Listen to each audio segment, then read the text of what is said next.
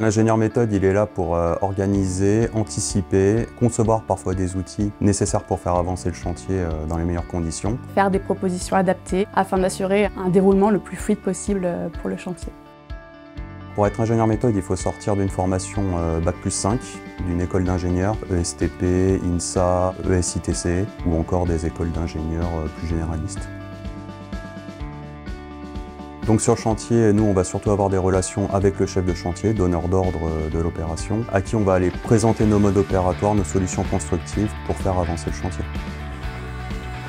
Le conducteur de travaux, lui, est en lien avec le client, avec la synthèse. Donc c'est lui qui va nous apporter les informations dont on a besoin pour ensuite proposer des solutions adaptées pour le chantier. Pour être un bon ingénieur méthode, il va falloir savoir anticiper, être organisé et surtout avoir un bon relationnel vu les échanges qu'on va avoir avec les équipes de travaux ou les équipes de chantier. Il faut aussi avoir un certain goût pour la technique parce qu'on étudie beaucoup de méthodologies de réalisation pour les chantiers. Il faut savoir aussi être très réactif afin de répondre le plus rapidement possible aux aléas du chantier. Humainement, ce travail il est très intéressant parce qu'on va avoir beaucoup d'échanges avec énormément de personnes différentes, que ce soit sur les chantiers ou dans les travaux, ou aussi bien aux ateliers ici chez nous.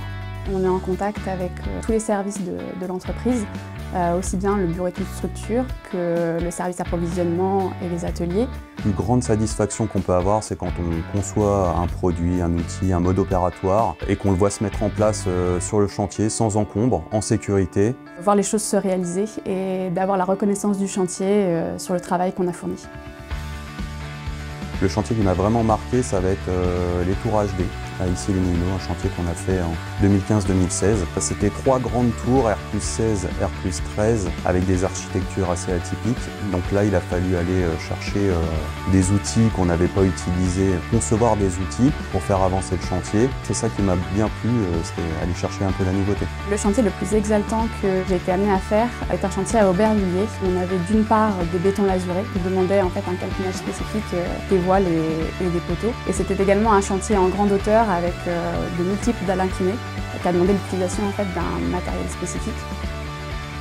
Travaillant dans une coopérative telle que les Maçons Parisiens, ça va être le sentiment de solidarité de tous les collaborateurs à faire en sorte qu'on aille tous dans le même sens pour mener tous nos projets à bien. C'est une entreprise à taille humaine, le contact est facile donc entre les différents services. Le service méthode est vraiment ancré au sein de l'entreprise. Le chantier a des attentes des méthodes, ce qui fait qu'on se sent utile.